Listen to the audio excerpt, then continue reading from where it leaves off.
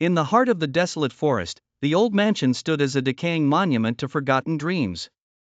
It was said to be cursed, its walls soaked with the restless spirits of those who had perished within. A group of 4 brave souls, Ethan, Claire, Marcus, and Jenna, ventured into the mansion, drawn by the allure of uncovering its dark secrets. Each of them bore a unique trait: Ethan, the skeptic; Claire, the sensitive; Marcus, the historian; and Jenna, the thrill-seeker. As they crossed the threshold, an icy draft carried with it a whisper, a sound that echoed through the halls, too faint to understand, but chilling enough to make their skin crawl. They dismissed it as wind, but Claire's unease grew with each step they took. They found themselves in a grand foyer, adorned with decades of dust and cobwebs. The air was thick with the scent of mold and decay. Marcus, ever the historian, pointed out a portrait that hung above the fireplace. It depicted a somber family, parents and 2 children, frozen in melancholy.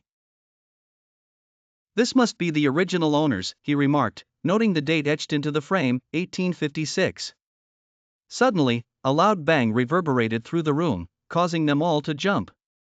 Ethan, trying to keep his composure, suggested they split up to cover more ground. It was a decision they would soon regret. Claire and Marcus ventured upstairs, each creak of the steps echoing their apprehension. Ethan and Jenna stayed on the ground floor, exploring the drawing room and kitchen. As Claire and Marcus reached the top of the staircase, they noticed the temperature drop significantly. Claire shivered, feeling an oppressive presence behind her. She turned, but no one was there. Meanwhile, in the drawing room, Ethan and Jenna discovered a strange box hidden behind a dusty bookshelf. Curiosity piqued, they opened it to find an old journal filled with cryptic entries and unsettling sketches. Back upstairs, Claire's sensitivity to the supernatural became a curse. She heard whispers, clearer now, begging for help, warning them to leave.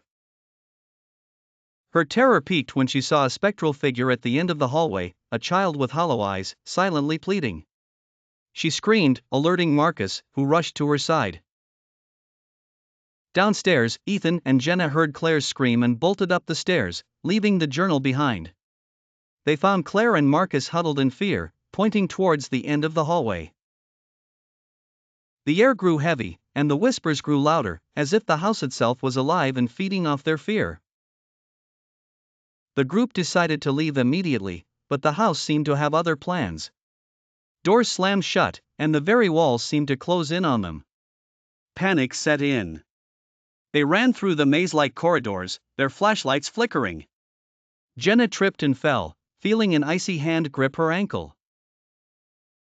Marcus pulled her up, and they sprinted towards the exit. The whispers turned into deafening screams. Just when it seemed they would be trapped forever, Ethan noticed the journal lying on the floor where they had abandoned it.